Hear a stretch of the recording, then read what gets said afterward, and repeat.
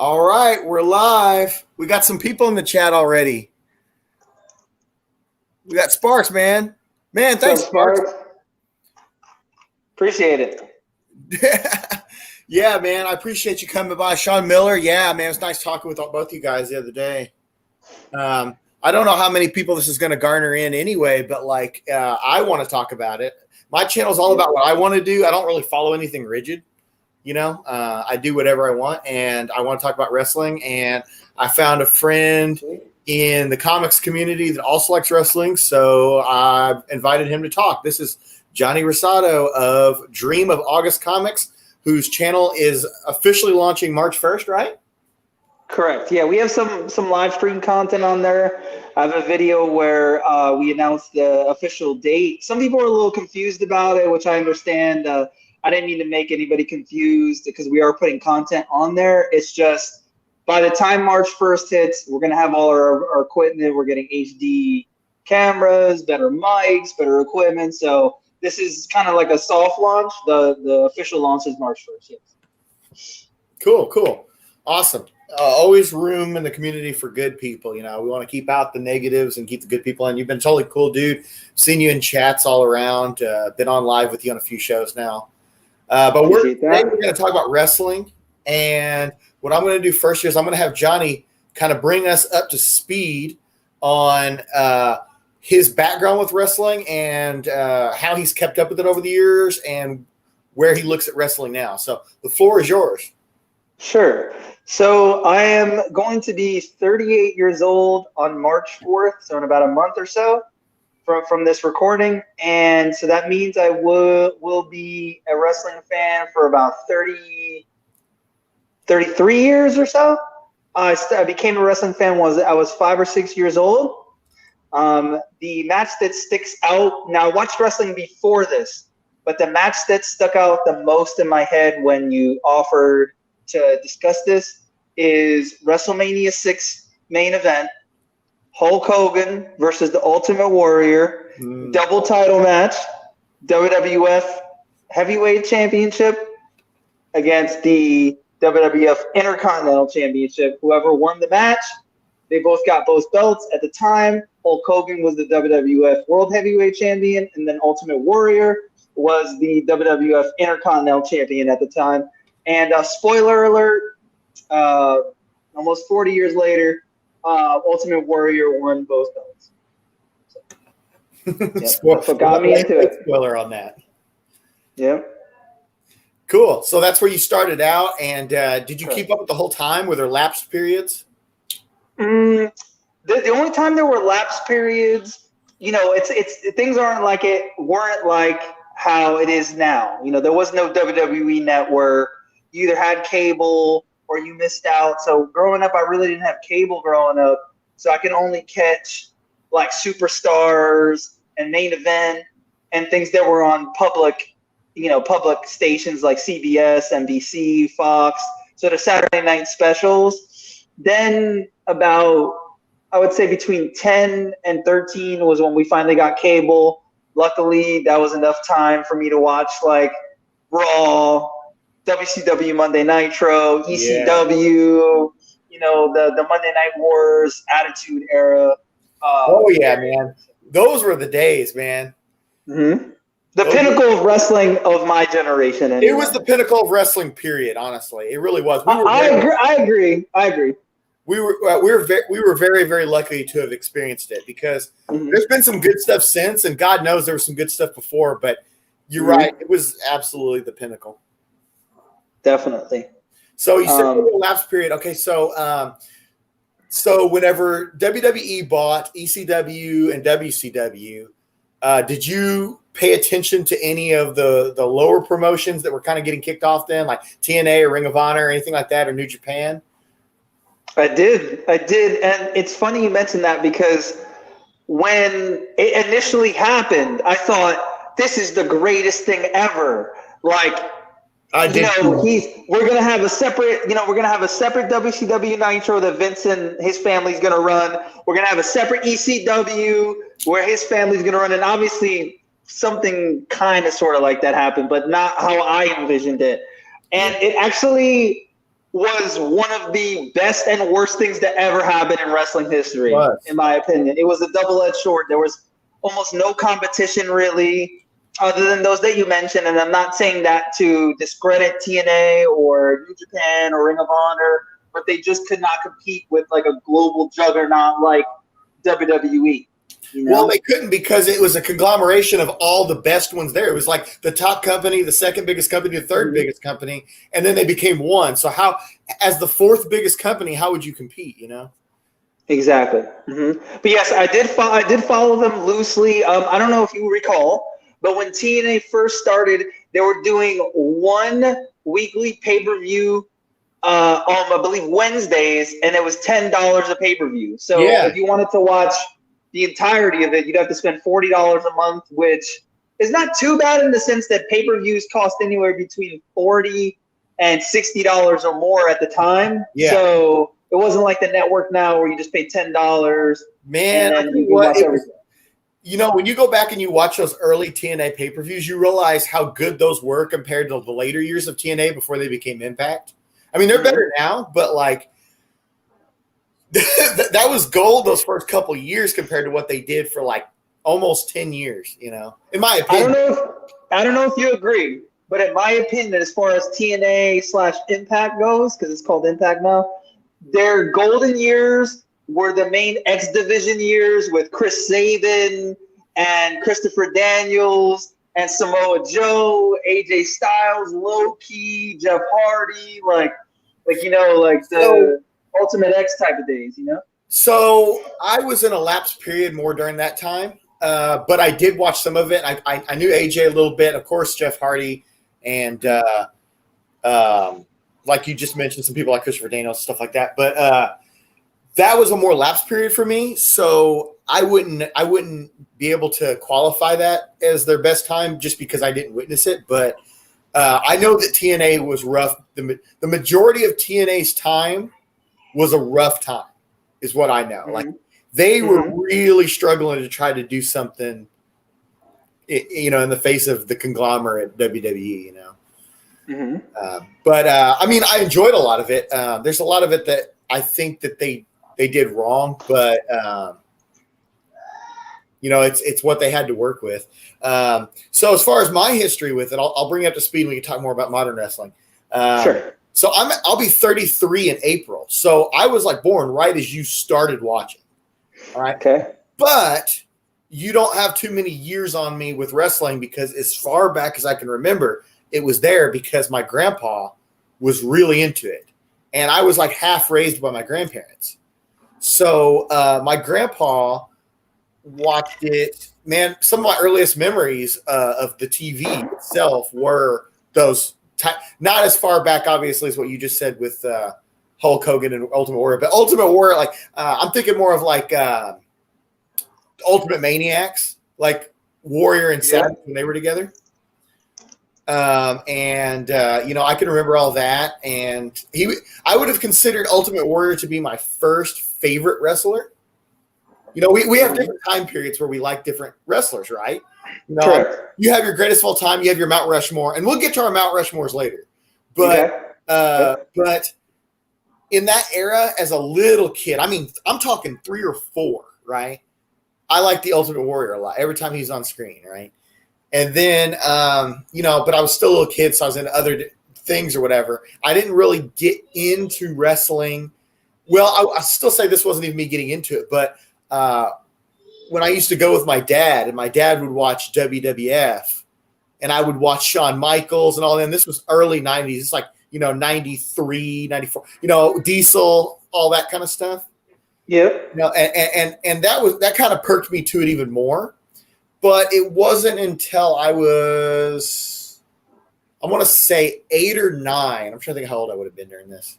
I guess I'd have been about 9. That's when I was like full on into it, man. That was like Nitro was on top. They were beating, you know, you look back, they were beating, you know, Raw weekly, right?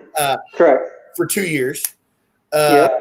So I was watching Nitro. I was watching Raw. I watched SmackDown when it debuted. I saw that. I was watching Thunder. And I do remember a couple years later, after I'd been watching it for a while, I used to catch. I don't know if you knew this or not, but one of the pay-per-view channels. I don't remember what it was. It might have been Stars or something like that. Or HBO, something like that. Used to show an occasional ECW on Saturdays for free. And I remember it's the weirdest memory, but I associate the old ECW with Sam's Club because when I was with my grandparents on the weekends, I was with them. I would go to Sam's Club with them, come back, and then see ECW on TV. So it's like nice. That's kind of cool. Yeah, so I just associate it with Sam's Club. It's really weird. Nice. But yeah, so I was watching all that kind of stuff then, and I felt very fortunate to. So I would have been. You're talking Attitude Era, like when you're talking like straight Attitude Era. You're talking like deep in the shit. You're talking like November 1997 to like January 2000. That's what I consider the Attitude Era. Yeah, like Stone Cold, The Rock, Nation of Domination, The Brood. Yeah. Kane, D-Generation X, the Hart Foundation, like the new Hart Foundation with like Owen, British Bulldog, Anvil Neidhart, all them. That group. See, I was like 12 at the end of the Attitude Era, so I was just old enough to really grasp it all, and it brought me into like my preteen years and everything. Nice. I want to give a shout out to everybody in the chat. There was at one point there was 6 watching, and there was 6 like Sparks brought up. Also, Sean Miller stated that he remembers watching WWF on Saturday mornings back in the 80s. He's unsure whether or not it was Superstars, but that's my guess. Yeah, it was. That's when I watched it in the 80s and 90s. Was on Saturdays was Superstars. Yeah, so, Then they changed it to Main Event later on. Saturday Night Main Event. Yep, Main Event. Yeah. Cool. Well, Sean, I'm glad you're into. I remember you mentioned the other day something about that. I do appreciate Sparks and whoever else is watching that we don't know. Appreciate it. Yep. Yeah. So I continued watching after the Attitude Era for I want to say 3 years. 2003 is about the time that I lapsed. So I was like 15, 16. And I would occasionally catch it when, like I said, my entire life, right up until he died. All right. Like he died in 2015. And I think as recent as 2013, I watched wrestling with him. So I kept up with it then regularly. And then 2003, I dropped off, occasionally catching it then. And then, of course, by that point, TNA was out. And I'd occasionally, see that. And, but I didn't really watch again until the DX return that happened in like 2006, I think. Mm-hmm. When Shawn Michaels came back and he did it with Triple H, I watched that. And then I lapsed again. And I really wasn't watching at all during this time. This is my early adult years when I was like 18, 19, 20. I watched it just vaguely, and then in 2011, I got pulled back in because of how awesome CM Punk was. Like, I know I was going to bring that up. So I got to see. That's my dude. CM Punk is way up on my list. We'll get to that. But because of how awesome they were doing with that, both in kayfabe and in the reality of the situation, I got pulled in. And I started watching weekly again with my friend. And then my friend, my ex, my friend's wife, and then his brother and his brother's girlfriend, the 6 of us went to a Raw in Chicago. Nice. Around Christmas time, and we got to see CM Punk in Chicago at his height when he was champion. Nice. And we're actually on TV. We're actually in like the 3rd row on a Raw. It was actually back when Cody Rhodes had like the plastic face thing, like I remember that. Yep. Yeah, and it was and R-Truth had just come back, and nice. Yeah, and like they were feuding with. I think CM Punk was feuding with The Miz kind of regularly. Okay. So that was all really good time. Kane had just come back with the mask too, so we saw like Kane like maybe the 5th time that he'd had the mask on, I think. Nice. Mm-hmm. Okay. Yeah. So yeah, I was watching regularly again then, and this is like my early 20s. And next era, like he's Stone Cold. Yeah, Daniel Bryan. Daniel Bryan, honestly, he is super underrated in my opinion. I think he's going to go as one of the greatest of all time. I agree. I think that he's a little lower on some of the people because unfortunately he was during a time where there were some better people, not better than him necessarily, but I'll just say WWE wasn't at its worst, so he came in at that time. But if he had been just a couple years sooner, then he would have been known for that era. Like he would have stood out really, really well. But he is one of the greatest of all time, both as a character and as a wrestler. I agree. So I watched it, off and on that. But then I remember I think it was might have been mid 2012. Yeah, mid 2012. I remember it started slagging quite a bit, and I wasn't really liking what they were doing. And I stopped for like a couple years with the occasional pay-per-view. I pretty much, by the way, I should mention, from like 2008 on, I pretty much did watch every Royal Rumble and every WrestleMania, regardless of how much I was watching weekly. Yeah, those are the must watches. Yeah, those are the most, in my opinion, those are the 2 most exciting wrestling events you can go to. I agree. I agree. So in those following years there, I didn't really pay attention, but then around the time I met my wife, which would have been 2014, I worked at a casino and I used to valet park a bunch of the wrestlers. Like I actually had a phone conversation with Cody Rhodes, helping him like book his shuttle and stuff to the airport and everything. It was pretty cool. Nice. And I valet park because I used to valet park and drive shuttle, and I valet parked.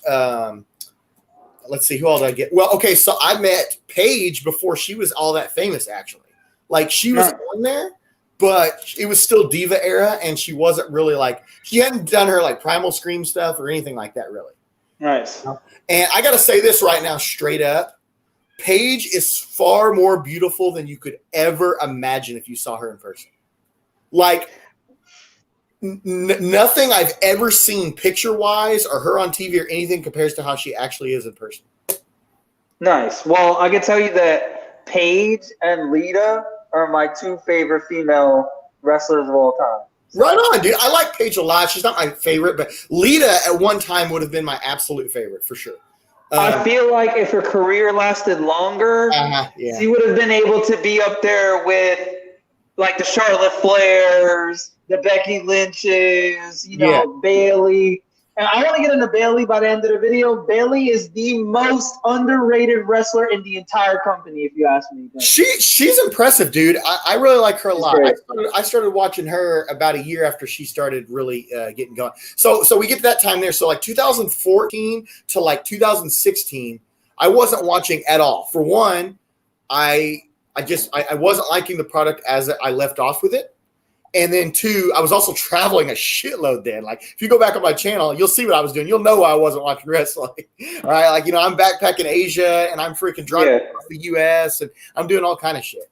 So I saw some of that on your Instagram. Yeah, like when I heard of you through the chats and everything, and I heard Travel Root Beer, and then I started looking at your IG, like, you're not making any of this up. I see all the photos of you in different places, and I'm like, this is great. You really like to travel. That's awesome that you like to travel. That's great. I haven't been able to the last couple of years really much. I mean, I plan on doing a lot more soon, but I turned my attention toward like real estate, and I got property here that I run. I got Airbnbs I run. I plan on getting more. So I'm kind of in a stage where I'm kind of setting myself up for future endeavors. But there will come a time whenever me and my wife travel some more. But Paige seems like a really cool wrestler. Like she would take the time to actually sit and talk. Yeah, actually, she was really, really down to earth the brief times I met her. I met her twice whenever I was valet parking. But no, seriously though, I mean that honestly. Like, not as like just a starstruck person, but because I didn't know who she was. I knew who she was, but I knew she wasn't the biggest thing ever at the time. She definitely wasn't as big as she was the following year. But she is absolutely stunning, and none of the video that you see even holds a candle to what she looks like in person. So also Jerry King Lawler, I parked him, and Man, I had a good old time with Jerry King, man. So I went to go get his car, right? And I come around the corner and he pulls out and he's on his way to the stadium. And I'm like, here you go, Mr. Lawler. Say hi to the puppies for me. And he goes, I will, buddy. I will. Yeah, he's dude. I'll tell you what. So I'm gonna be 38, as I told you, and I don't know Jerry Lawler's exact age, right? He's got to be at least in his 60s at the minimum, right? Yeah, I think he's in his early 60s. And if I could have that guy's life and energy at his age, man, like if I didn't know that he was 60 or older, I would never know with just how happy he is, just the way he talks, and man, some of his rivalries with going back to the territory days and like in Memphis, like he's one of the greatest talkers, like the greatest promos, Jerry Lawler ever. He is the meanest pile driver. Like if you ask me to list like certain moves and who does it best throughout history, oh man, I don't know if I can name someone who does a regular pile driver the way that Jerry Lawler did. Oh yeah, you're not joking about that. Sorry, I'm trying to get my cat to stop messing with something. Leave that alone. So I kind of want to flip it on you if that's cool. I don't want to take over your video, but I kind of want to flip it on you if that's cool. Okay. All right. So first, I love giveaways. As you know, I love to give. I don't know if you've noticed that I love giveaways, but you I do, man. That's cool. I do. So this isn't really a giveaway. It's more of a gift to you. Now I need to explain what it is first. And explain as to why I'm giving it away, and then I'm gonna explain why, and then we'll talk about it in private how I can get it to you. Okay. So there are two products that WWE puts out every few years. I don't know exactly, how the spaces in between, if it's every 5 years or 3 years, but they put out two things. They put out a history of WrestleMania book, and they put out a WWE encyclopedia book. And they update it every couple of years. So I just ordered the new ones, and they're in the mail.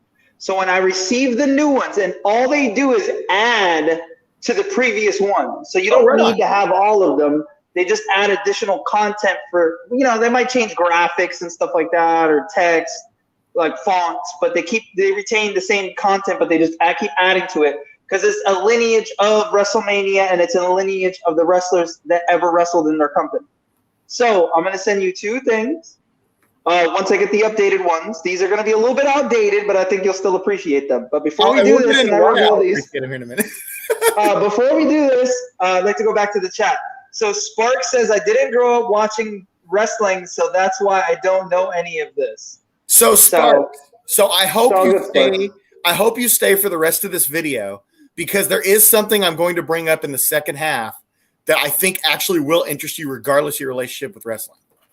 Okay. So the first book is exactly what I said, the history of WrestleMania. So I don't know. Let me see if I can look inside real quick. This is going to cover the first 25 WrestleManias. We're already going on like 37. Yeah, right? That's awesome. Those first 25 are amazing. So it's a really tiny book, but this is the history of WrestleMania. I'm going to send this to you. Cool, dude. Okay.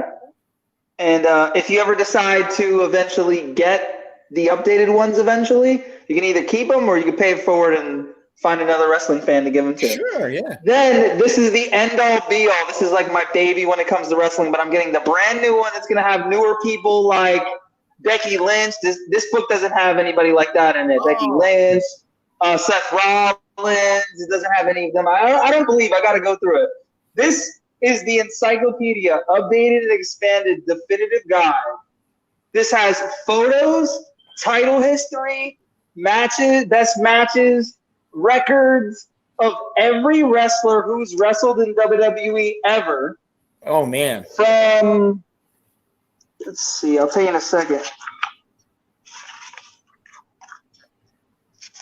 For the past 50 years, and this book was released in 2007, so it's a couple years old. Yeah, so it's not going to be the most comprehensive, but so this has the dust jacket to it. So tell me a wrestler. Give me a wrestler real quick that wrestled in WWE that was like your favorite. Warrior? You want me to just try Warrior? Oh, no, wait, hold on. Let's bring up an old favorite. Let's do Gangrel. Gangrel. Okay. All right. Perfect. Yeah. Yep. All right.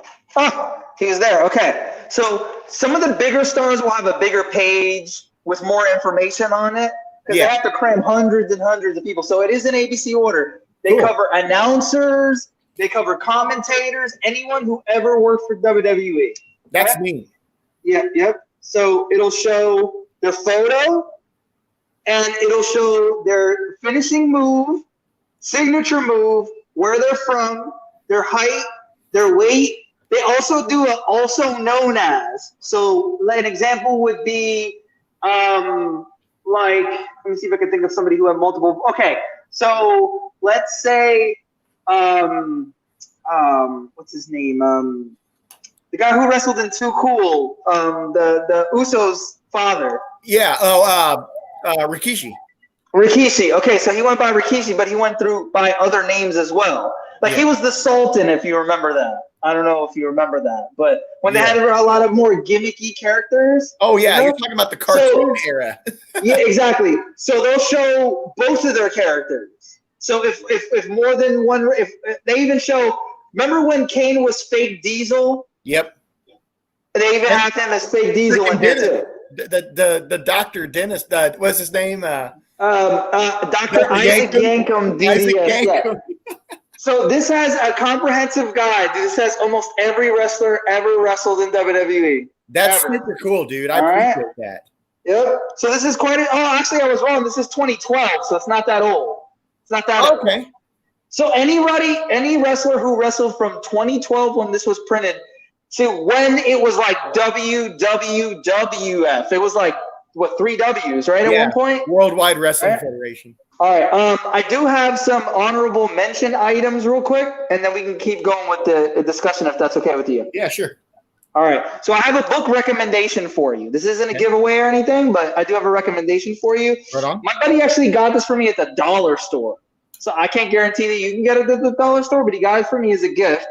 It's the book Second Nature that was written by Ric Flair and Charlotte Flair. Cool. They wrote it together. I think they might have a ghostwriter along with them too, but I recommend this book. It's written by Charlotte and by Ric Flair. This just goes to show you the progression of wrestling and then the progression of just technology. So this is the first wrestling video game I ever played.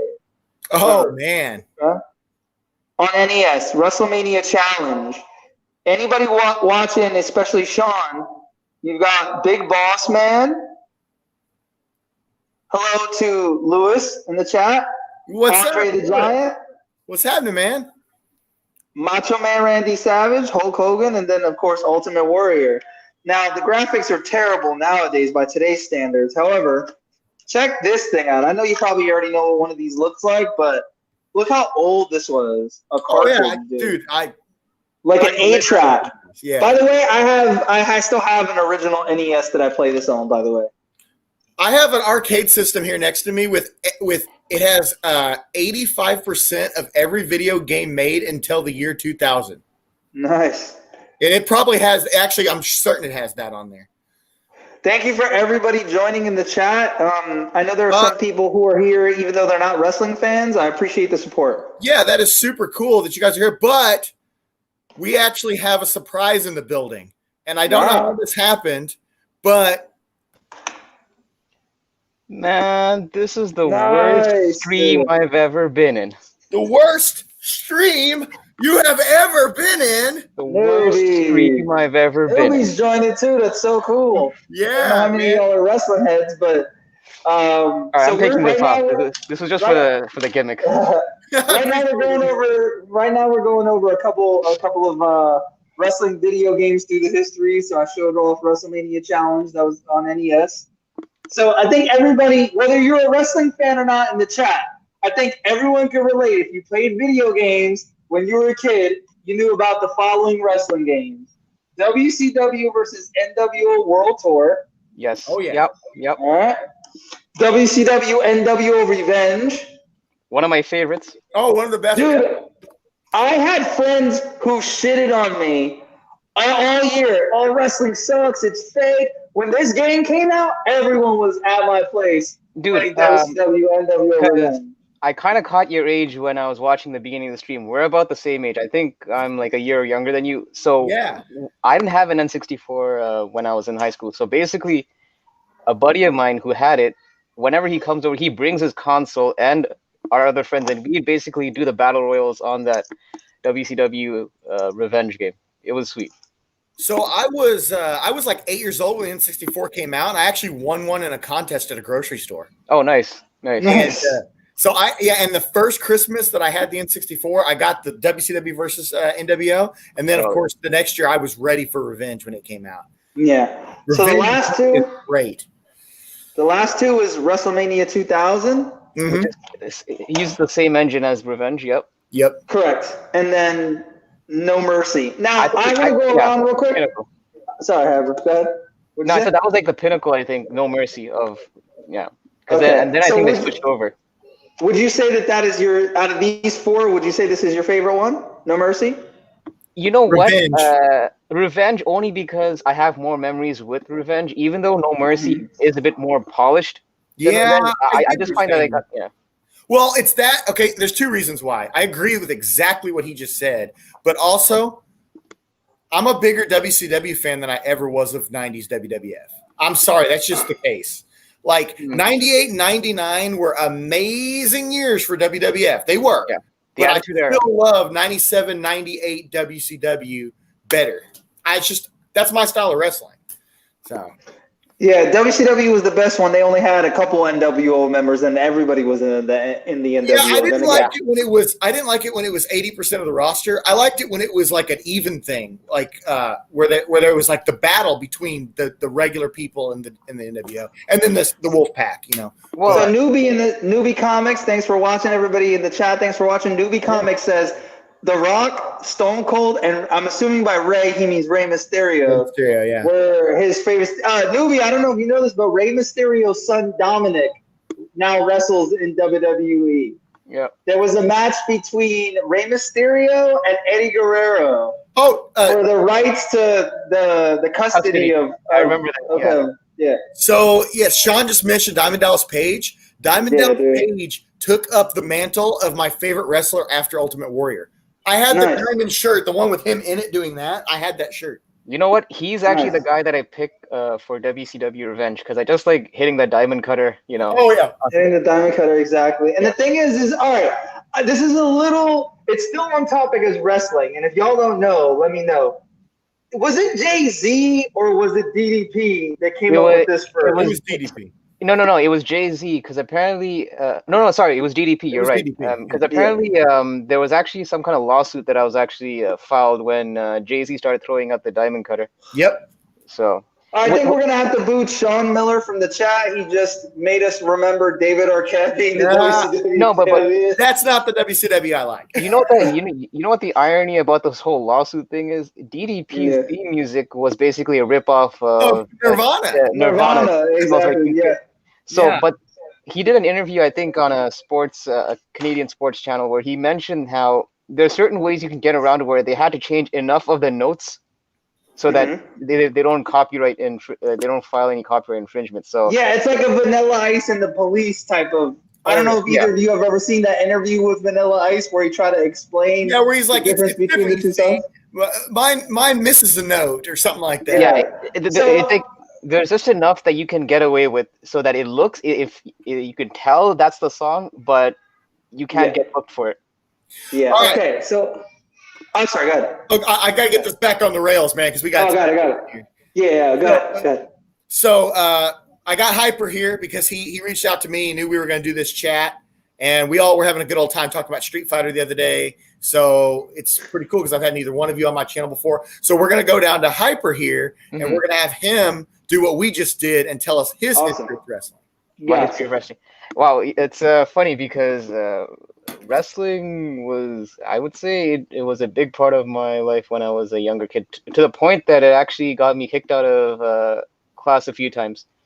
I was, I think, around the same age as you, Johnny, probably like 5 or 6 when I was watching it. I was growing up in the era with I was Team Hogan when it was Team Hogan versus Team Warrior. I was a Hulkamaniac pretty much when I was a young kid, and I got to the point that wrestling was so impressionable to me that I actually was imitating some of the moves in my class. I remember because a lot of the stuff is a bit of a blur to me, but my uncle mentioned how in class I basically did the Macho Man elbow drop from the top of the desk to somebody, and my parents actually had to take me back home and kind of Oh and man. basically the teachers told my parents, like, he kind of has to stop watching wrestling for the time being. So yeah, man, Oh and no. we ordered the pay-per-views in the early '90s, so I saw like the WrestleManias. I saw that brief period when Hogan kind of went away, and it was Bret Hart taking up the mantle. And to me, that was like a big moment because I'm from Canada, right? So you guys know very well. There's a lot of well-known Canadian wrestlers, like Hmm. Bret Hart, and now you have Edge, who won the Royal Rumble uh, Yeah. 2 weeks ago. So yeah, man, wrestling's just been, and it's kind of like ebbs and flows, right? Like I lived through that whole period when we had Mantar and Oh my god. the Goon and like those gimmicks in the mid '90s, and then you had and then Hogan. See, when Hogan was a heel, that kind of devastated me, but at the same time, I can't not root for Hogan. Dude, my opinion is Hogan is a better heel than he is a face. And the reason for that is because he was a face for so freaking long. It would It be was like getting if stale. John Cena showed up today and suddenly became a really heavy heel. Like, Well, yeah, well, I the thing love is, Hogan as a heel. here's the thing. I think maybe I was a bit blinded by my fanboyism of Hogan. I didn't realize how the fans turned on him until I rewatched some of those earlier stuff. Like I rewatched the '92 Rumble where people were cheering when Sid dumped him out. And to me, though, like at the time, I was hoping he would win the whole thing, but I didn't realize that the fans kind of turned on him even because people always think that it's the Attitude Era when people started getting one more edginess. But I thought in the '90s also people were kind of getting a bit sick of the the black and white characters, and they also wanted a bit of edge to them. Like that's why people were cheering for Sid Justice, right? So Yeah. yeah, Yeah, man. man. Like I said, I mean, I enjoy the Hulkamania stuff and all that as a nostalgia trip for sure, but I definitely enjoyed him as the NWO leader, champion, spray painting the belt. I Yeah, think that he's really good in that role. But I he was wouldn't have like, been that good if he hadn't have been a freaking face for 15 years. You know what I mean? Like that's what made that's that true. so good. And the turn was so shocking because of that. Because he's been a face for so long that when he actually did that turn and did that leg drop on Savage, like nobody saw it coming. Nowadays, you see, I think it's almost like a rite of passage these days that everyone has to be a heel and a face at Sure. some point in their career. You never have. However, sorry, go ahead. No, I was gonna say you never really have that many characters that have been one entity throughout their whole career, whether it be a face or a heel. They always seem to flip flop.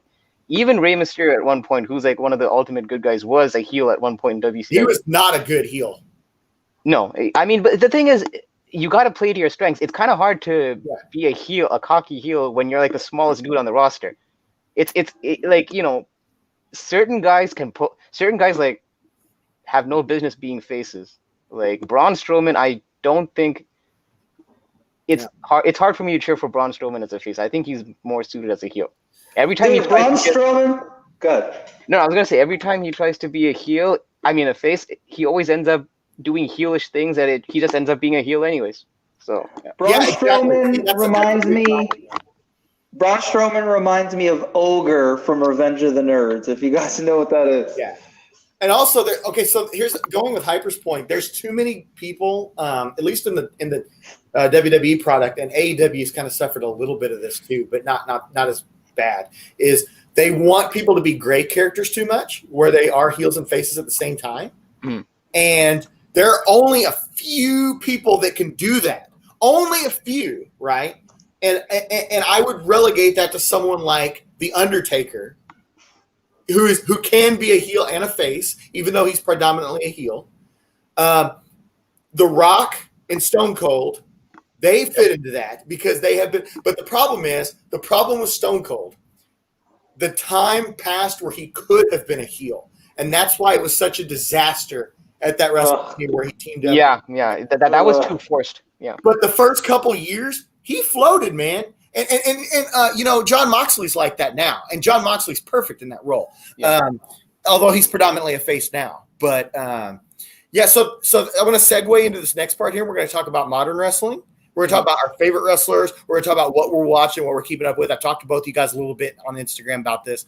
And I'm just going to start with me, and I want to say that when I got full blown, finishing where I left off a little bit ago, when I got full blown back into it in 2018, early 18, mid 18, I was WWE was doing this for me. It had highs, it had lows, but there was enough good talent there that I was still watching. And I asked my wife, it was 2-3 WrestleManias ago. How long's this been? 3 WrestleManias ago. It was the one where Becky Lynch, Charlotte Flair, and Ronda Rousey. Yeah, that was 2019. Yeah, okay. So I asked my wife. Me and my wife had been together like 7 years at this point. All right, and she never watched wrestling. She knew I liked it. Occasionally, I show her a clip. Sometimes she liked it. Sometimes she didn't. Thought it was funny. Didn't like it. Whatever. I said, hey, can you watch this WrestleMania with me? If you watch this one start to finish with me, then I'll never ask you to watch a pay-per-view again if you don't like it. She's like, okay. So I picked her up from work, had the pay-per-view ready. We got a projector. So I have, 92 inches of WrestleMania going on. Nice. Right? And I get her home and we start watching, and she didn't know many of the people, but she got into it. She liked it. By the end of it, she genuinely enjoyed it. And she said, I liked it enough that I'll watch a little bit more. Okay. So then AEW broke ground, and they started the Double or Nothing pay-per-view. I don't know if you guys watched it. I don't know if you guys are AEW fans at all. I've dabbled in it here and there. I'm not fully knowledgeable about the product as much as the mainstream WWE, but I do want to get into it at some point. Sure. So Double or Nothing happened, and I was going in it timidly. I was going into it like New Japan, like Ring of Honor, like Impact, where I figured, hey, I'm probably going to keep up with this product from time to time, but it probably won't be my main thing. Okay. We watched Double or Nothing, and I loved it so much that I ordered this shirt. And I'm not an impulse buyer. People who know me, I am a minimalist. This comic thing is really out of my character, honestly, that I'm collecting comics. I bought this shirt within hours of Double or Nothing ending. All right. And for days after it, my wife was talking about it.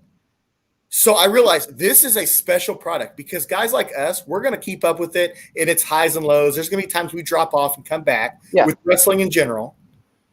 But I feel like the WWE, this is their problem right now. This has been their problem the last 2 years. They are relying too much on how the product used to be. And the majority of people who exclusively watch WWE are watching it in the hopes that it will be good again. And I mean like good start to finish. Like you turn on Raw and it's awesome till it ends and the credits go.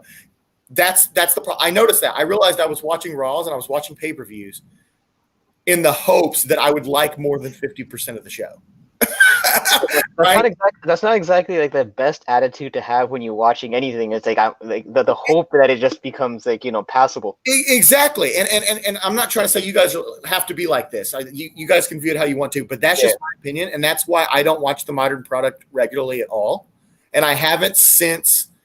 I'll tell you the exact moment I dropped off. The exact moment that I said WWE is in a bad place and I've got a superior product to watch over here with AEW was that bullshit Hell in a Cell, and you know what I'm talking about. The Fiend and Seth Rollins. Dude, that was so. Dude, I have never seen a wrestling show end with the crowd chanting, "Start, restart match, restart match, restart match." That's not good heat. I don't care what. Travel, refresh me. I'm pretty sure I'm right, but that's the match where it ended in like DQ or something that's like completely. It was like a non-finish. It was a non-DQ match. It ended in DQ, and Seth Rollins is just piling up weapons on top of the Fiend. Yeah. I'll be honest. I mean, even though between the two promotions, I tend to follow WWE more, even though I do, pick up on AEW news here and there, I can't sit through the full 3 hours. I just can't. I kind of have to watch it in bursts and clips. It's hard for me to put in 3 hours consecutively on these shows. Yeah, I agree. See, I still keep up with WWE. Like, I'll watch clips, and there is stuff that I like that's going on. I actually thought the Alexa Bliss thing with, what was it, Randy Orton not too long ago. I thought that was with the whole Yeah, I actually really like that. Okay, so I'll keep up that. But let me tell you, AEW is so good. So back to my point a second ago. Guys like us, we're always going to follow the product. And if it gets good again, we're going to watch it more. If it gets bad, we're going to watch it less. Right? But bringing in someone new, bringing in my wife who was like 32 or 33 at the time and never watched it, and despite being with me for 7 years, never paid any attention to it. She watched one pay-per-view, and now she watches weekly and can't miss it. It's cool. You know what I mean? Like that's saying something. Special product. Yeah, that's saying something, though. It is. It really is, because she can't watch. You know what? Here's the other thing, too. We tried watching a Raw, like right after Double or Nothing, and she said she didn't think she could get through it because of the shaky cam. Okay. Yeah, I mean, I know that used to be an issue more with WWE as well, with the whole shaky cam. I think they kind of reduced it a bit. Yeah, AEW never does the shaky cam. They outright just don't do it. Okay. Oh, okay. I thought you were referring to AEW. Yeah. No. She watched a Raw after Double or Nothing. She's never missed a pay-per-view. We've watched every pay-per-view. We've watched every Dynamite, and we've watched almost all the Darks. Yeah, it's I'm kind of in that same position where, like you just said, like, because I've been a wrestling fan, like not just a promotional, like not just WCW, WWE, I've just been a wrestling fan. I kind of will be, I'll never basically be off it cold turkey. I will have some, connection to it.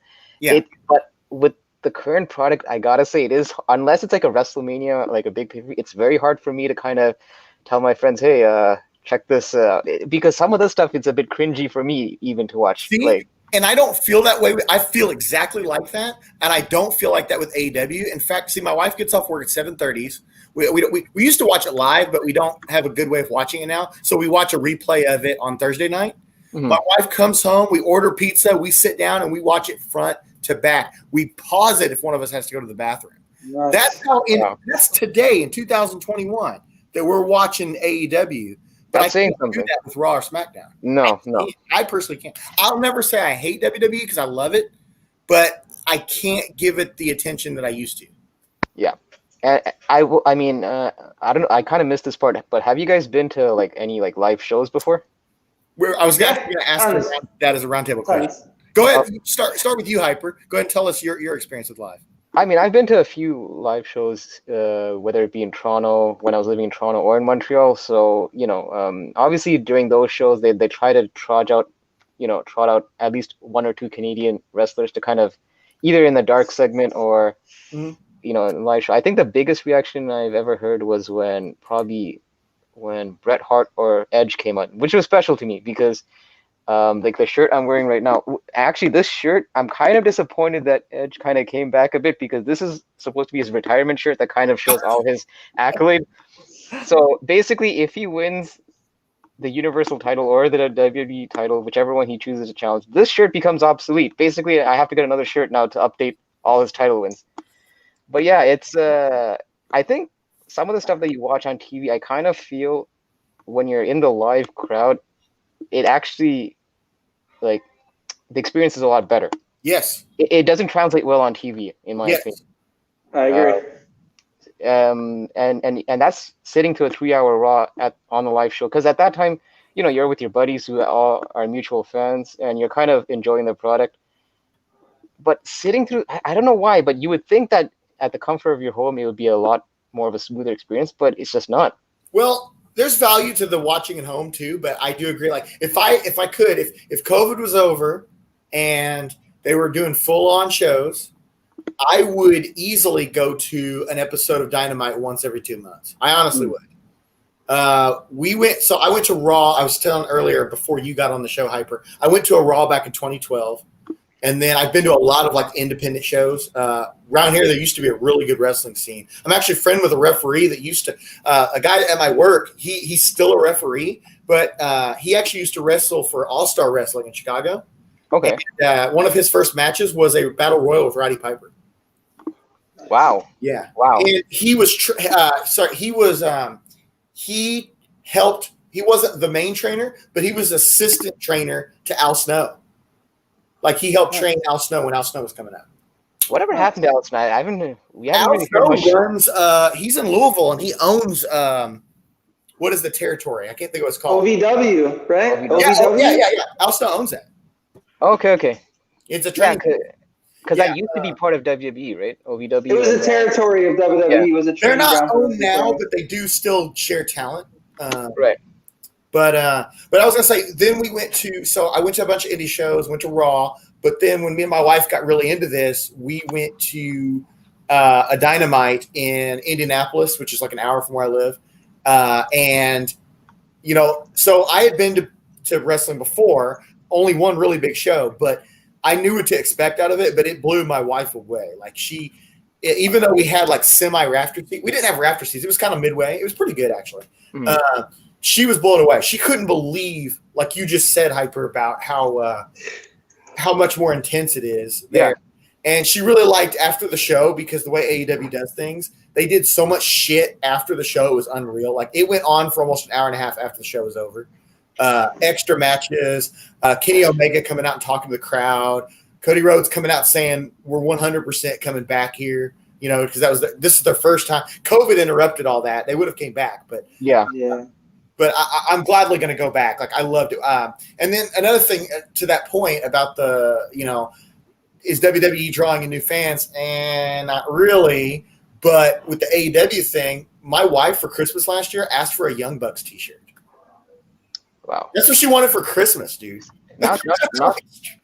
She's no longer like just a casual viewer. She's pretty much like a full-on fan at this point. Exactly, dude. We were together for 7 years, and I couldn't get her to fucking watch a clip. Travel as a joke. You should have got her a Generation Me shirt. Brutal. So, I'm gonna go to Johnny now, and I want you to tell us your experience live. Experience with live, man. I've been to so many live shows. I went to my first WrestleMania when the main event was Triple H versus Roman Reigns in Dallas. Right. And they're going to come back to WrestleMania in Dallas next year. So next year's WrestleMania in 2022 in Dallas. I got to ask you about that because I always wonder with those shows being like 5 or 6 hours long, how does that experience like feel when you're actually in the, because like when you're at home you can kind of go to the bathroom and you can kind of walk around. How is it? Well, luckily for me, when I bought tickets, like, you know how sometimes you'll buy an event, not just for a wrestling event, but concerts and stuff. Some tickets you order, they just give you just pick the area, and they just give you a random seat within that area. But then sometimes when you order tickets for certain events, you can pick the seat. Luckily, it let me pick the seat, so I picked the on the final row at the end. So I was able to go to the bathroom without having to get up for people or bother anybody, so I could go whenever I wanted to. But just the excitement of WrestleMania made it where like it just didn't even matter. Like I was just so hyped up for it. And dude, I was all the way up in the rafters. The tickets are a lot of money, but for sure. But it was a great experience. Just like the kid in me never thought they would ever be able to go to see a WrestleMania ever. You know, I can't. When I grew up, like I said, like I didn't have cable. I had to miss all the pay-per-views. And if I did watch the pay-per-views when we had cable, it was like scramble, where you could just hear it and like all that, you know? I remember those. My experience with live has been like overall great.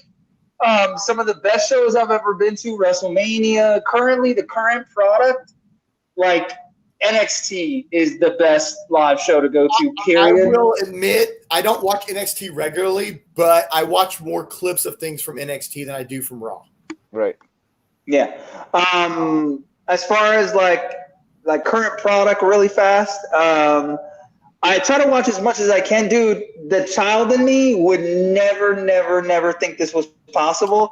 I don't watch the main WWE shows at all. I'll keep up with wrestling news. I'll watch little clips on YouTube. If I hear like, oh, that match on Raw was amazing, I'll go back and I'll watch it. But I only watch the pay-per-views. And that's it. I just watch the pay-per-views, and that's it. I watch AEW anytime I can, every week. By the way, on a side note, it's cool if you don't agree, Travel, but the most underrated tag team currently in AEW is Private Party. You know what? I was. Dude, I, did you really not good. see on my RPG the other night? I had a Private Party shirt on. I had a feeling you You were know, gonna say I that. must not have noticed it. I must not have noticed it. It's right Yeah, over here in the laundry. Hang on a second. yeah. I had a feeling you were gonna actually bring up when you said underrated tag team. I was like, okay, he's probably gonna bring up Private Private Party. because Young Bucks they're not gonna say it's underrated at this point. Yeah, dude, Phoenix and Pentagon are amazing too. But yeah, dude, and then I watch NJPW like religiously. Like I love I gotta actually start NJPW. watching because I mean I hear a lot of good things about New Jay Japan. White is my favorite guy in Japan right now. He's not even Japanese; he's Australian. But Private Party, nice. Yeah, I yeah, was you were wearing this wearing that. I remember that. the other night. I think I just saw like the private area here, and I was like, oh, okay, I didn't know if it was a Private Party shirt or not because I couldn't see the rest. But yeah, I try to watch as much wrestling as I can. I really don't watch Ring of Honor at all. Although I hear Jonathan Gresham is doing really good in Ring of Honor. You know I'll who be that honest. is? Of all the promotions, I would say Impact and Ring of Honor. I don't really. They're probably like in my totem pole the least that I actually follow. Sure, same here. Especially with Ring of Honor now. Ring of Honor is honestly a worse product than WWE, in my opinion. Believe it or not, I think NWA and MLW is better than Impact. Dude, NWA is awesome. I actually have been meaning to get back on it because I was watching them all, but it's just its own thing. But now they're doing this cross promotion thing with AEW, and that is tight, dude. I really like that because I love Thunder Rosa, and they've been doing her on AEW a lot. Well, okay, which brings me to my next point. We're gonna go around the table here. We'll start with Johnny. Right. We're gonna come back to me. Favorite wrestler of all time, male and female. Wow. Okay. Oh, okay. This is going to shock you guys. This is going to shock everybody, believe it or not. Even though Hogan's the one that got me into wrestling, and I know I'm wearing a CM Punk shirt. Love CM Punk. My favorite wrestler of all time to me is one of the most underrated wrestlers, and a part of it has to do with his own personal choices as far as pushes being taken away from him when he had opportunities. My favorite wrestler of all time is Rob Van Dam. Wow, I'm really surprised at that, but that's like a dark horse pick, yeah. He's great, dude. Before, and then this isn't anything negative against like a Young Bucks or AJ Styles and them, but RVD in the original ECW when he was the world television champion for 2 years straight, those matches with Jerry Lynn were like the greatest technical matches I've ever seen. Honorable mention, and I know it's kind of rough to say honorable mention with this guy, it's a tie between Bret Hart and Shawn Michaels. So those three, yeah. Female. Oh, female? Lita, right? Yeah, Lita, if Paige wrestled longer, I would say she probably would have replaced Lita. But who's on the rise? And, it's always a evolving, changing thing. RVD could eventually not one day be my favorite, right? But if other guys come along. But, dude, Bayley, dude. She's my honorable mention. Bayley is underrated. She was great as a face. I think she's great as a heel.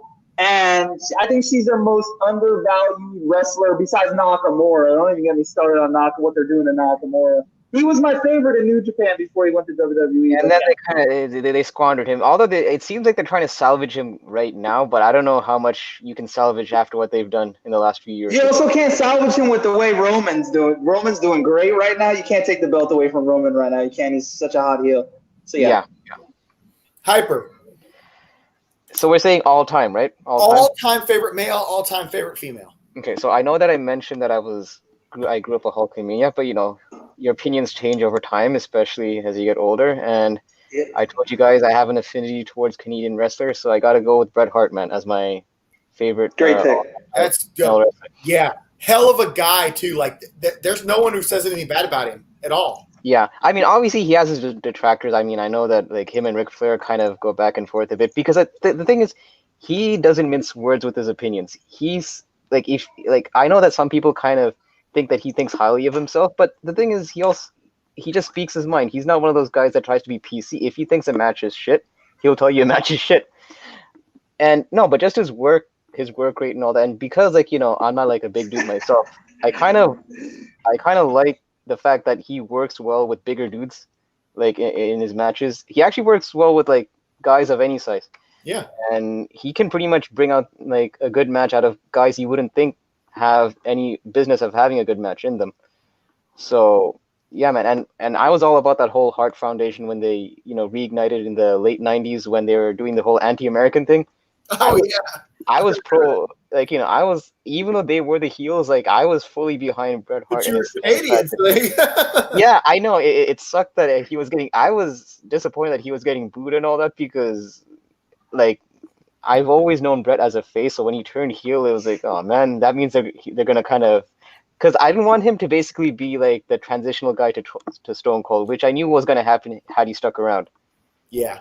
But his run in WCW wasn't exactly that much better, even though they did give him the title. It was a good introduction. It was a bad longevity, but you know that was mostly because Goldberg injured him. Yeah. Well, also just the way that they booked him and all that, like he basically was playing second fiddle to Hogan and the rest of the NWO. Yeah, that's true, but I feel like he would have gotten a second win booking if he hadn't been injured. I think they had longevity plans with him, That's true, because at that point also Hogan was kind of off the table for a bit. So you're right. He would have had time to kind of come to the forefront. But yeah, that's my favorite male wrestler. Female? Sticking with the Canadians, Trish Stratus. Oh, right on, dude. Trish is great. She was great when she came back last year. Yeah, still hasn't lost a step. Like her match with Charlotte, which was I think a year or 2 years ago. Yeah, it was a little over a year ago. Yeah, like sometimes you see some of these people coming back from retirement, you don't know how they're gonna carry themselves, but she handled herself pretty well, and yeah, she always been a fan of her, and also the way she carries herself outside the ring. She doesn't have like this, certain divas and females have that stigma or something, or there's certain accusations. I don't think I've ever heard any bad things said about Trish. Post-retirement. So, and honorable mention, I'm gonna give Edge. Edge, yeah. Edge. I remember whenever we were talking about Gangrel earlier. I remember whenever the Brood. Yeah. All right, so mine, I'm gonna go with. I don't know if you guys. I think actually, yeah, both of you guys were in the last two spine ticks that I was on. So my two, I have right here in comic form.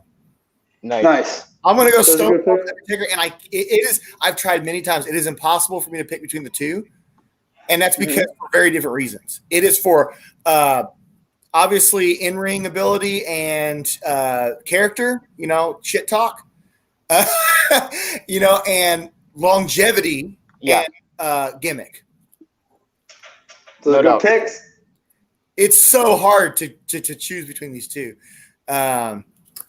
but. Female, I think you guys are actually going to be really surprised because it actually would seem really cliche to say this. But actually, Becky Lynch. Like, for real. Becky Lynch is my all-time favorite female wrestler. There's nothing wrong with that pick at all. And I have a very specific reason for that, too. Yes, she's an amazing in-ring person, an amazing personality, amazing on the mic, all that. But the main reason why I can't put her over someone else that I would have liked throughout the years is because when she got really big and I was getting back in and I was waiting for the WrestleMania with her and Ronda Rousey and Charlotte Flair, I caught myself say and think something that I was blown away by. And that was, Becky Lynch is my favorite wrestler. And I realized I didn't put the word female in front of it. She's the first female wrestler that, honest to God, was my favorite wrestler at the time. That's how I'm starting to feel about Bayley. I think she's great. Dude, Bayley is awesome, dude. I haven't seen anything lately of her, except for I guess I saw the Sasha thing a while back. But now she's kind of doing Sasha Banks. Really? I like Sasha as a person. Really? No. Like, there's nothing about Sasha Banks I like. Nothing. Oh, that sucks. Yeah, but I got you. There's a few things about Sasha Banks I like. But goodness. Yeah, but no, I mean, like in the past, like if I would have been like, Lita is my favorite female wrestler, or Beth Phoenix is my favorite female wrestler. Becky Lynch was on another level where I didn't even think of that. Like it was just like, this is the first like female that they've given everything to fully express with that I've loved the outcome. The thing is with Lynch, I kind of find that she almost had like. I'm not going to compare her to CM Punk. Actually, you know what? Why not? Because it almost felt like they didn't really have much of a plan for her, and it's almost like she kind of carved her own plan with. She did. especially the way she was doing those savage tweets on social media and all that.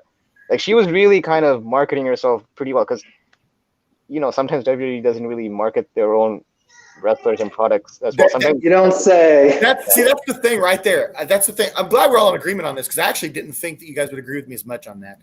But that there's something going on at the root level of planning all of this shit that they're just not. They're not.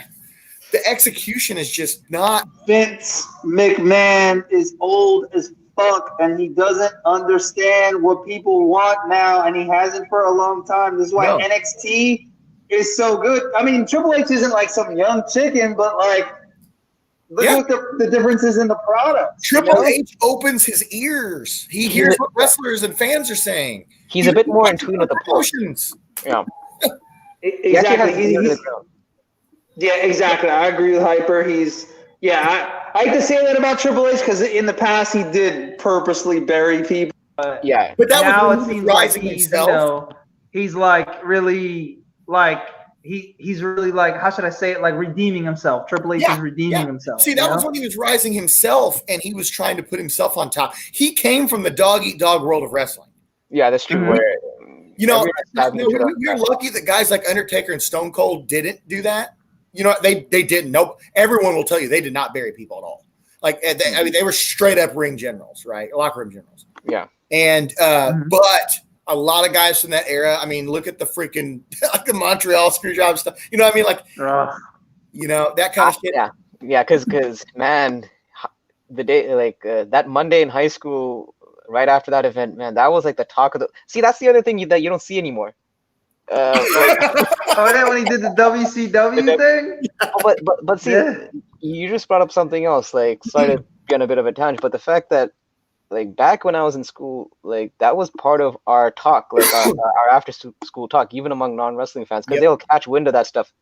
Wrestling's not really much of a, unless you're really following it. It fell off like mainstream media, I find. Sean's asking favorite tag team. Let's do this real quick because I have something I want to show before we lose Hyper here.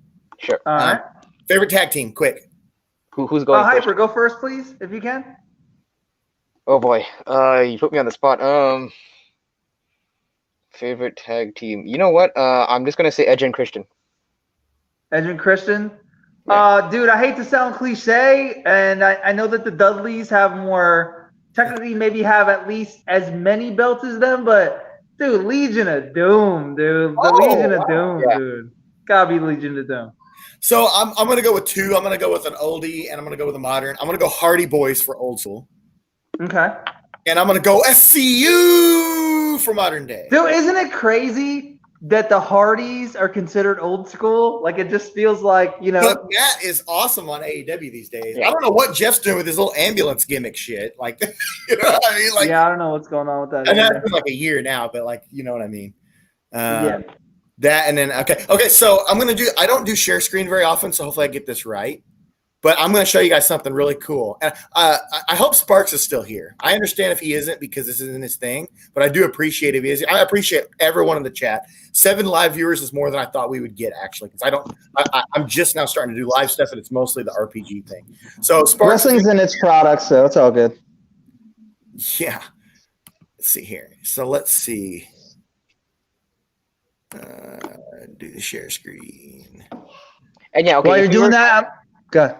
No, I was gonna say if we were talking old school, like old school, I'd probably agree. LOD would probably be on my top.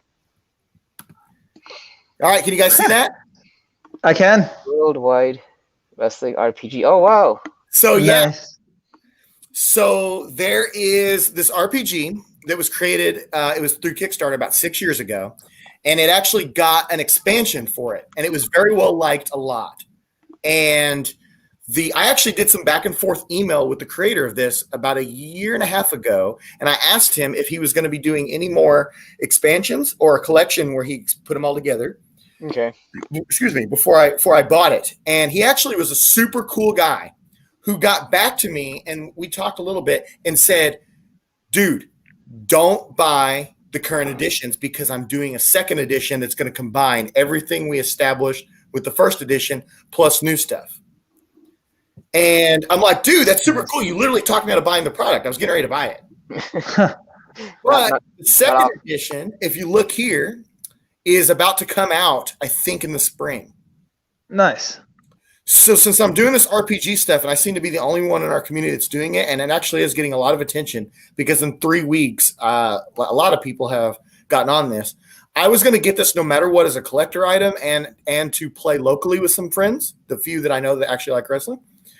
But I was going to invite you guys to play test this with me if you guys would like. I'm there. Just tell me. Just a question, because I've never played. Because I know that these kind of things are usually like D&D style. I've never played D&D before in my life. Is this something that Is it gonna be like a steep learning curve on my end? So you're gonna have the same level of learning that I will with this because it's an entirely different system than 5th edition D&D. Okay, all right. So now here's the next cool thing. All right, I'm gonna give this a shot. I'm gonna try emailing that dude back, and I might actually see if he can come on. The guy who created the game, see if he'll come on the channel and teach us. Oh, dude, that'd be awesome. It's a shot in in the the dark, but he's a super cool guy from when we did our back and forth banter. And I've seen him on other YouTube channels do it. Just not as big. And I mean, it's not as small as mine, so I don't know if he'll do it. In a way, it is he is marketing his product when he comes on, right? So yeah. So Sparks. Now here's the thing, man. If you go and watch some review videos of this, I mean, you can if you want, but like when I've watched this, almost everyone says that whether or not you like wrestling or know anything about wrestling, you can get into this. And in fact, like a year or so ago, I watched a live stream. I think it had 4 people and 4 people playing, 2 hardcore wrestler fans, 2 people who knew nothing about wrestling. And they played for like 2 or 3 hours, or actually I think it was like 4 hours. And everyone, regardless of their level with wrestling, enjoyed the hell out of it. Okay, that's a testament to how good, like, how user-friendly it is then. Yeah, exactly. Yeah. Sean Miller, what is the cost and length of terms for paying for extending StreamYard past 5 people? It is $20 a month. Yeah. Oh, past. Yeah, you're right, Johnny. Yeah, I saw your message. So. Yeah, so, I mean, it definitely sounds interesting. I didn't even realize something like this even existed. So it'll be a few more months before it comes out, but I'm sneak previewing that now. But so the whole idea of this actually is you are creating wrestlers, but so unlike Dungeons and Dragons, where there's one dungeon master, everyone plays the role of the DM a little bit because the whole idea is that you're creating a wrestling promotion and you're trying to make it a successful show and you're traveling around and the audience is trying to be appeased. So everyone's working together to do things to get the audience to react good. This is almost like when you're playing GM mode in those SmackDown versus Raw games. Yep. Yeah, it is. It is just like that, actually. Yeah. So check this out. I'll scroll down the page and let you guys look at this a little more because the ultimate edition of this comes with a deck of cards that they're not required to play, but they are good for keeping track. I'm trying to see where it is. So 15 gimmick sheets. It comes with a PDF version. So when I get this, I can send you guys the PDF and you can read from your own. Nice. Thank you. Yeah. So let's see here. No, this guy who created this is super cool. Even on this page here, he offered a discount code to people who own the first edition and said this is on what do you say? He said it's on the honor system if you didn't buy the or if you bought the original. I'm like, dude, anybody could go on here and use this code, right? So he's just a super cool guy. I'm not going to do it. I'm going to pay the full amount for it. Yeah, he's hoping that you keep him at his word. I mean, yeah. So anyway, I can't see where it is on here, but it is when it comes out, it'll be $38 total for the book, the PDF, and the deck of cards. And I'm trying to see where it says how many cards there are. Yeah, there's the thing there about the community special. If you purchase the first edition PDF in the last year while it was on sale, he says you type this code, you'll get it. Where's the thing about the cards? See, 15 core gimmick. Yeah, so there's 15 gimmicks in the game that you can pull from, and then you can create your own. Nice.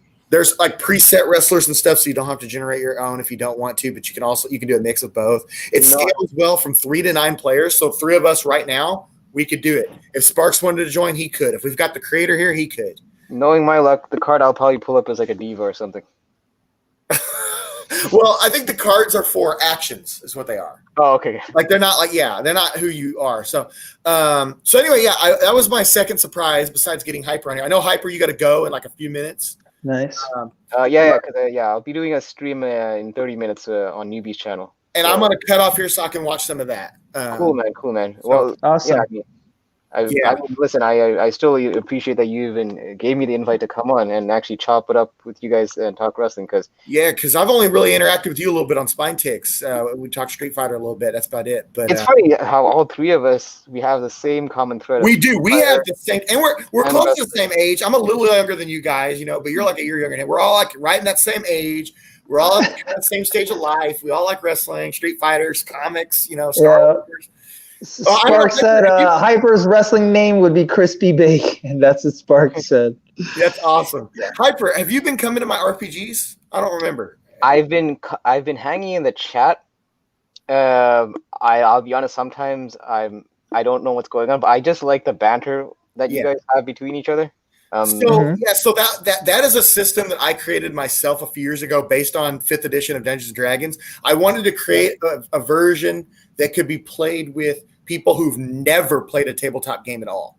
Like whenever I brought it up on Spine Ticks, Azores thought we were talking about billiards when we were talking about freaking tabletop game. Oh, okay. All right. And foosball.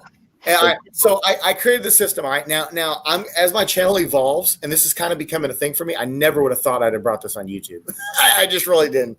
As it's growing, I plan on doing a full 5th edition. Sparks is definitely going to be on that. Nola's going to be in on that. Phil's going to be on that, and Sith's going to be in on that. Nice. But you guys are welcome. Caroline is going to be our guest on Friday, and next week our guest is Wesley. After that, we don't have a guest, so I'm going to extend the invitation to you guys first if you're interested. If you're not, it's no hard feelings. But if you are, you can come on, and it's learn and play as you go.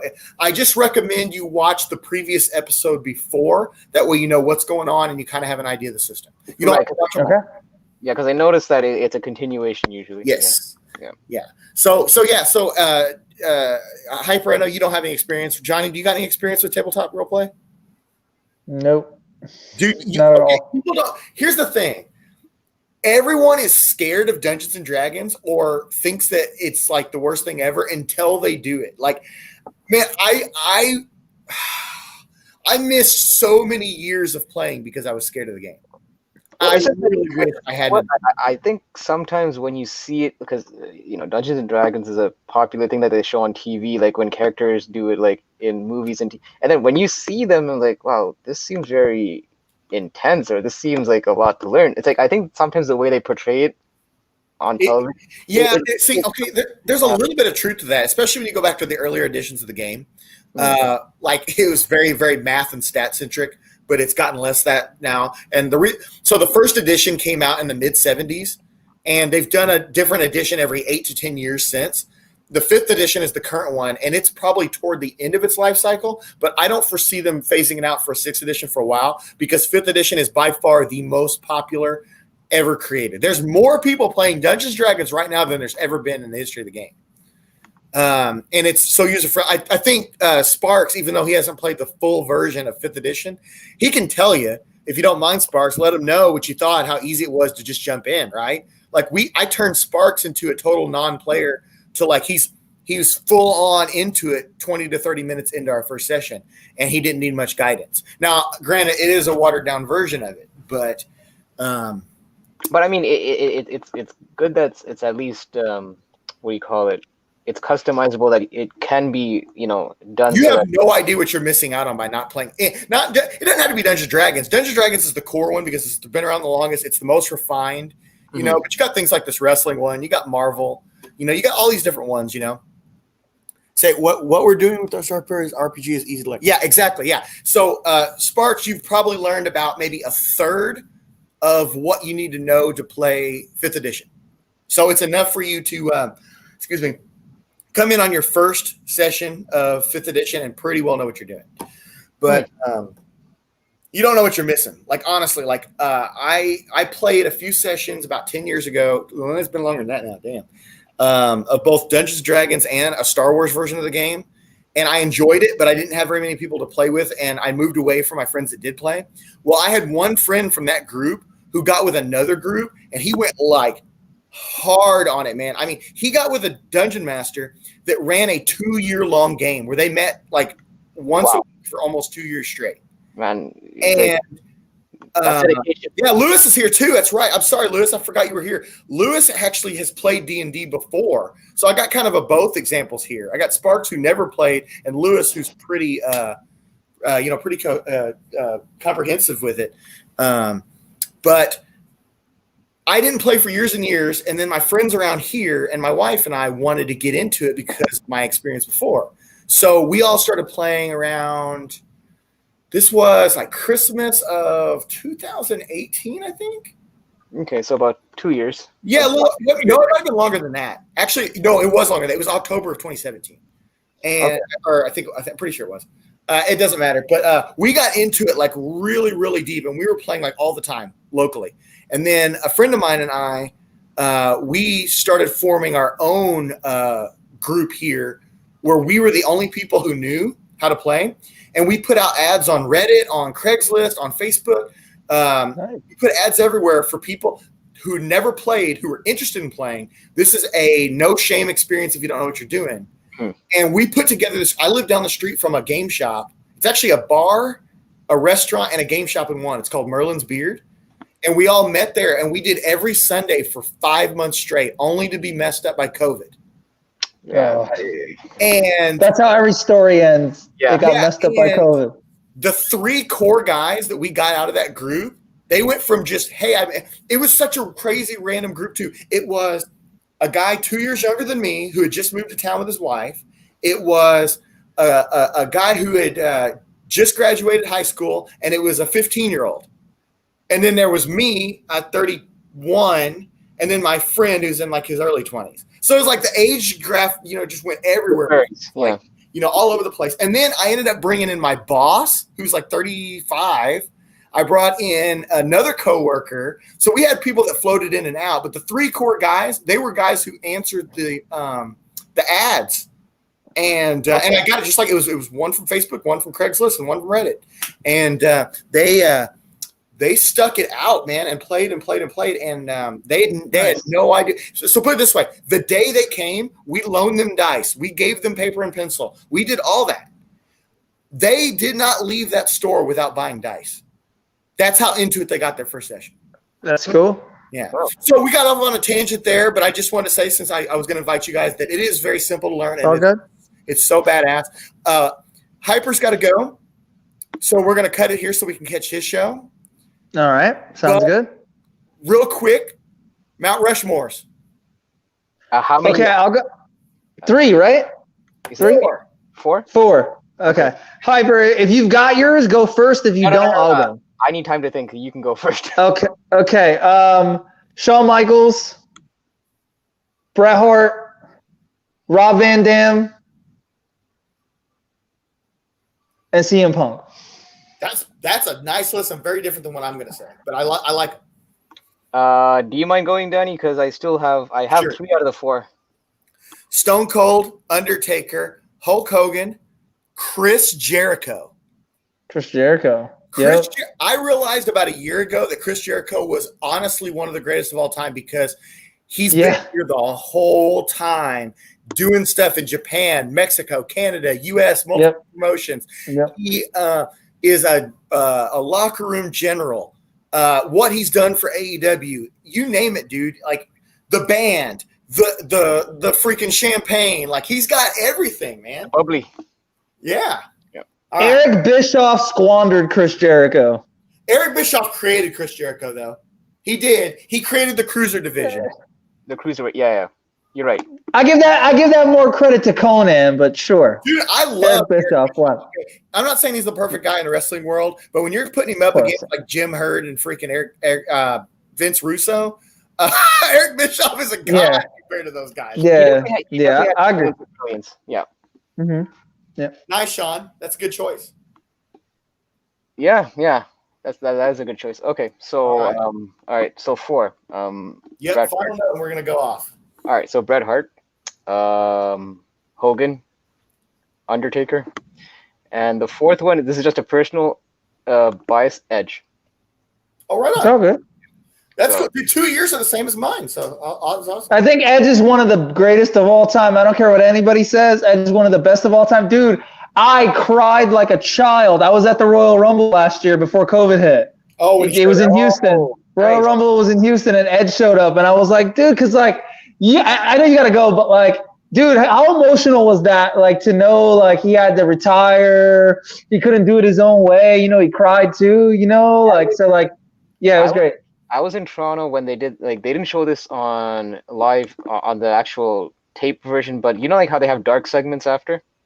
Yeah, In 2011, he was like you know when they were having those guest GM roles?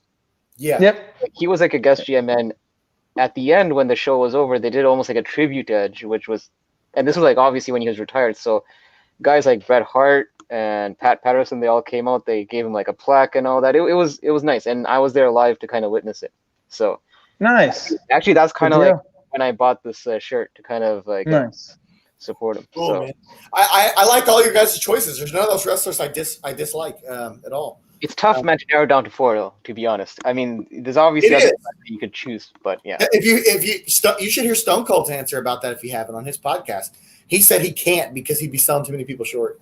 Yeah, that's the thing. And- Yeah, dude, none of us named Flair. Sorry, Hyper. Oh. None of us named Flair or like, there's just too many. Go ahead, Hyper. Sorry about that. No, I was gonna say as Just too many. fans it's different, but like when wrestlers get that question, I think they're put in a tough spot because it's almost like you're in the industry and you're kind of like picking others, like some names over the others. So it's almost like your peers are kind of like. I think you have to be very careful when you answer those questions if you're in the industry. Us fans, who cares? Like we pick who we pick. All right. Well, it's been super awesome having both of you.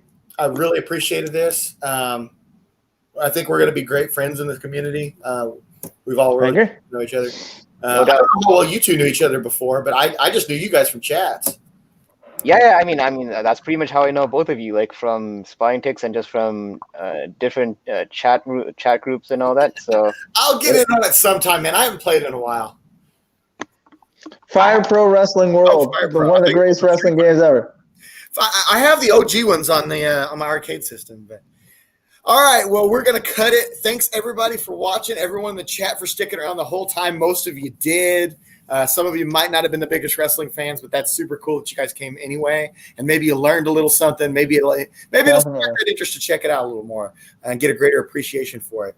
So with that said, we're gonna drop it. And thanks for everybody watching the replay. Later. Thank you. peace.